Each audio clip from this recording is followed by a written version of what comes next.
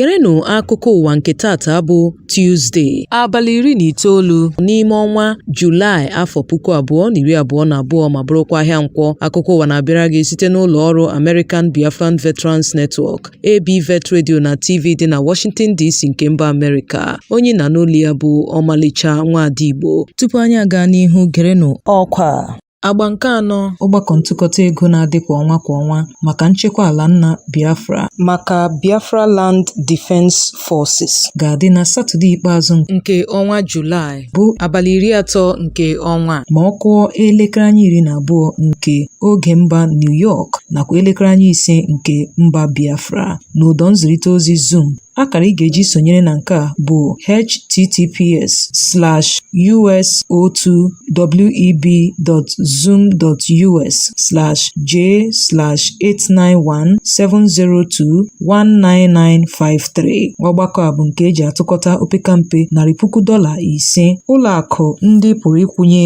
ego a gụnyere ụlọakụ Trust. Aha akpa ego ya bụ ABVet. Routing bụ 055003308. Ara ụlọakụ ya bụ 1210006027227. Ndị ọzọ gụnyere zele.info@abvet.org maọbụ akara 202-699-3173, Cash App 202-699-3173, PayPal Biafra Defense Fund. Isiokwu ọgbakọ a bụ ọgbọ nke ugbu a ga-akwụsị atụmatụ mkpochapụ agbụrụ nakwa igbu ọchụ. A na-akpọku ndị niile bụ ndị hụrụ nnwere onwe n'anya, tinyere ndị otu Indigenous People of Biafra, obodo ndị Yoruba, obodo ndị Ariwa, Ambazonia nakwa ndị oyi ha na mba Afrịka, tinyekwara ndị na-agọrọ Biafra ọfọma. Ndị ga-ele ọbịa na nke a gụnyere ụmụada Biafra Worldwide, American Biafran Veterans Network, ABVet.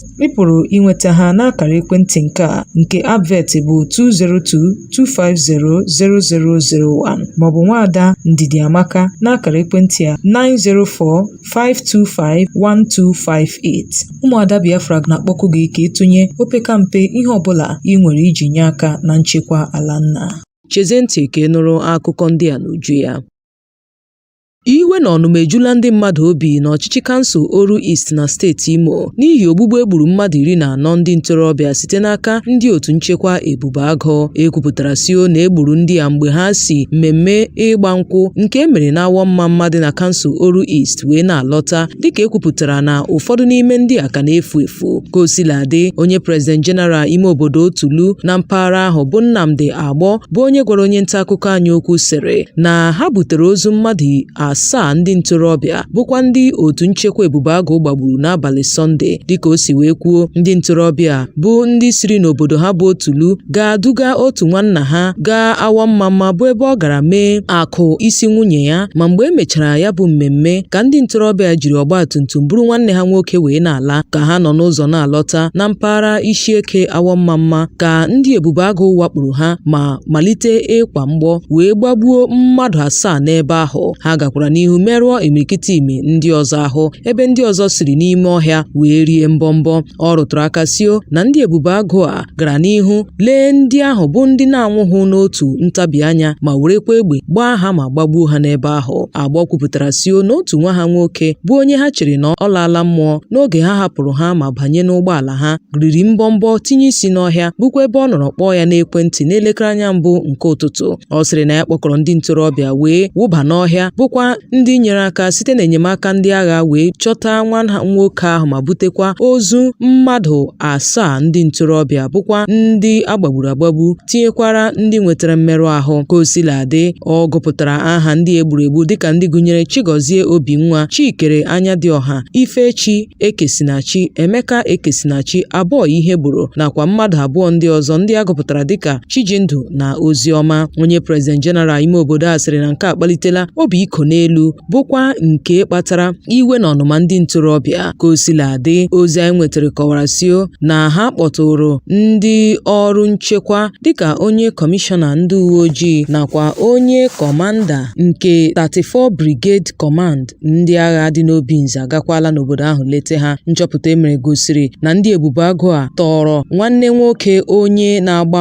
nkwụ a bụ Chijioke Nnanna. Ka o sila dị, onye President General ime obodo Otulu sịrị na imirikiti imi ndị ọzọ ka nọkwa n'ụlọ ọgwụ ebe ọ gụpụtara ụfọdụ n'ime ha dịka Oluebube Agbọ nakwa Thank God ihe ukwu mere. N'oge a kpọtụrụ ya, ọnụ na-ekwuchitere ndị uwe ojii bụ Michael Abatam kwupụtara njinji a dịka ihe mere n'ezie, ebe ọ sị na onye kọmishọna ndị uwe ojii enye n'iwu ka amalite ime nnyocha n'ọchụ ahụ. Ka o sila dị, ndị ntorobịa awọ mma enupụtala n'igwe wee kwuchie n'okporo ụzọ awara awara siri Owerri gawa Ọnịcha ebe ha na-eme mkpesa megide ọchụ a nke egburu bụkwa nke metụtara ụmụnne ha. N'ihe ndapụta ọzọ, otu akpọkwasịrị Coalition of South East Youth Leaders (COSEL) anọrọ n'ụbọchị tata wee nye aka na-achị steeti Imo bụ Hope Uzodimma mbirimbi mkpụrụ ụbọchị 7 ka ọ gbaa arụkwaghịm dịka aka na-achị steeti Imo ma ọ bụ chi aka ghọrọ ịchụpụ ya n'ọkwa site na ụlọ omeiwu steeti Imo. Otu a site n'onye isi ha bụ Goodluck Ibem kwupụtara nke a n'ihu ndị nta akụkọ n'Owerri mgbe ọ na-ekwu okwu banyere ogbugbu egburu opekampe ndị ntorobịa 14 ma merụkwa imirikiti imi ndị ọzọ ahụ site n'aka ndị otu Ebubeagụ n'ụbọchị Sọnde gara aga mgbe ha si na mmemme ịgba nkwụ wee na-alọta n'awọ mma nke dị na kansụl Oru East na steeti Imo. Ka o sila dị, otu a kwupụtara sio na Ebubeagụ bụ nnọọ otu nke iwu na-akwadoghị bụkwa ndị ọkpa egbe ma ekwesịkwara ka anwụchie ha ma kpee ha ikpe. Dịka otu ndị ntorobịa si wee kwuo, ha sịrị na onye gara ịlụ nwaanyị tinyekwara mmadụ 9 ndị ọzọ bụ ndị duru ya bịa ka a nọrọ bibie ndụ ha n'ike site n'aka ndị otu Ebubeagụ, ebe ha kọwara sio na mmadụ 5 ndị ọzọ egburu egbu bụkwa ndị si n'obodo awọ mma nke dị na kansụl Oru East. Otu ndị a gbara n'anwụ sio na mmadụ 32 bụ nnọọ ndị awakporo na mmemme ịgba nkwụ ahụ site n'aka ndị otu Ebubeagụ bụkwa ndị nọ n'ọnọdụ ọdịndụ ọnwụ ka mma n'ụlọ ọgwụ.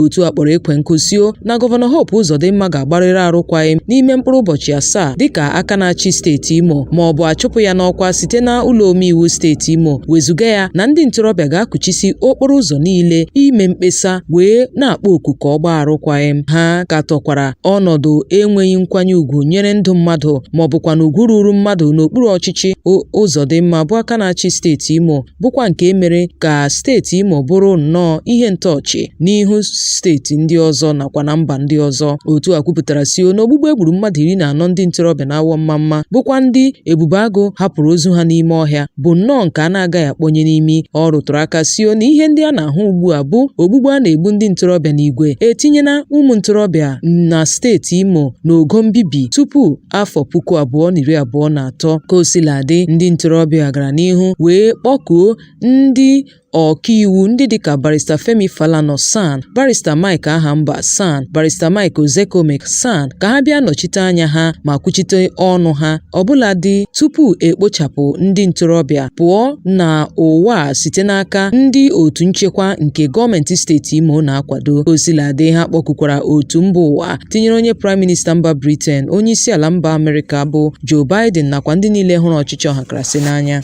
ka ha leba anya na steeti Imo iji gbanaha ọnọdụ nke mkpochapụ ndị ntorobịa steeti Imo n'ụzọ na-ezighị ezi ọbụladị tupu eme ntụliaka elu afọ 2023. N'ihe ndapụta ọzọ, ndị otu Movement for the Actualization of the Sovereign State of Biafra (MASOB) akpọọla oku ka ekposaa otu nchekwa Ebubeagụ na steeti Imo n'ihi ihe ọ kọwara dịka igbu ọchụ n'ụzọ ọjọọ.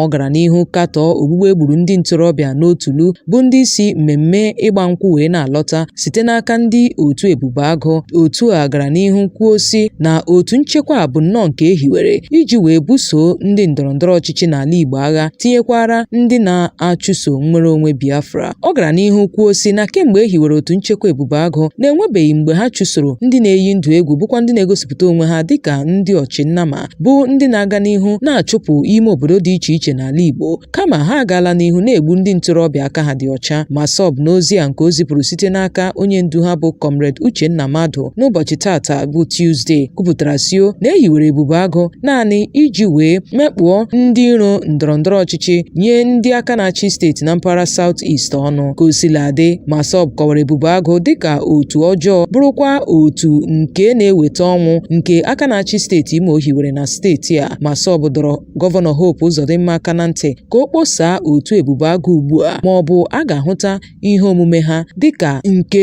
eji wee kwupụta agha ime na steeti Imo. Ndị ntorobịa n'otu ọhaneze ndị Igbo nke akpọkwasịrị ọhaneze ndị Igbo Youth Council Worldwide akatọọla n'eze wara awa bụ ogbugbu egburu ndị gara mmemme ịgba nkwụ site n'aka ndị otu ebubo agụ na steeti Imo. Cheta na ewetara gị ozi na njinji a jiri n'ụbọchị Sọnde mgbe ndị a si na mmemme ịgba nkwụ bụ ndị si n'obodo Otulu gaa n'ime obodo Awọmmamma bụ ndị dugara nwanne ha nwoke onye gara ịlụ nwaanyị tupu ndị otu nchekwa ebubo agụ awakpuo ha ma gbarie ha. Ma onye President General Otulu bụ Nnamdi Agbọ kwupụtara nke a tinyekwara ndị uwe ojii mana nzaghachi ha nye okwu a bụ nke ha zipụrụ n'aka ndị nta akụkọ. Onye isi otu a bụ OYC bụ Maazị Okwu Nnabike sịrị na nke a dị oke mwute na ndị ntorobịa ọbara ndụ dị n'ahụ bụ nnọọ ndị egbubiri ndụ ha n'ike site n'aka ndị otu ebubo agụ Amakevu. Ọ sịrị na ọ dị ha oke mwute ebe obi na-alọ ha mmiri n'ihi ogbugbu a na-egbu ndị aka ha dị ọcha site n'aka ndị otu ebubo agụ. Ọ gara n'ihu kwuo sị, kedu ka otu nchekwa ga-eji wee lee ndị aka ha dị ọcha bụ ndị na-eji egbe ma ọ bụ mma wee kpọpee egbe ma si otu a gbagbuo ha. Ọ sị na nke kasị ewute ha bụ na gọọmenti steeti Imo agaala n'ihu gbachi nkịtị ọbụladị ka ọ gasịrị ụbọchị ole na ole egburu ya bụ ọchụ. Ọ rụtụrụ aka sio na ọ bụ ihe mwute na o nwebeghị ihe ọma sitere n'okpuru ọchịchị Gọvanọ Hope Uzodimma pụta kemgbe ọ banyere n'ọkwa dịka aka na-achị steeti Imo, ebe ọchịchị ya bụ nnọọ nke jupụtara na ọgba aghara na oke igbu ọchụ site n'aka ndị otu ebubo agụ nke gọọmenti n'onwe ya nọ n'isi ya. Otu a gara n'ihu kpọọ oku ka ehiwe otu nnyocha kwuru onwe ya bụ ndị ga-eleba anya n'okwu a ma hụkwa na e nyere ndị nke a metụtara n'ezinụlọ ha ihe iti aka n'obi. Igbo bụ Igbo ndị ọma, chete nke ọma na akụkọ a na-abịara gị site n'ụlọ ọrụ American Biafran Veterans Network ABVet Radio na TV dị na Washington DC nke mba Amerịka. Igbo onye na-arụ ọrụ n'otu ndị agha, Igbo onye agha na mba Amerịka nakwa na mba ndị ọzọ gbaa gburugburu, ABVet na-akpọ gị ka ị bịa sonyere otu ahụ. Naanị nyopụ ha n'akara nwudide www.abvet.org maọbụ na WhatsApp 202-250-0001. Onye na n'olu ya ka bụkwa Omalicha Nwada Igbo. Chezie ntị ka ị nụrụ akụkọ ndị fọdụrụnụ.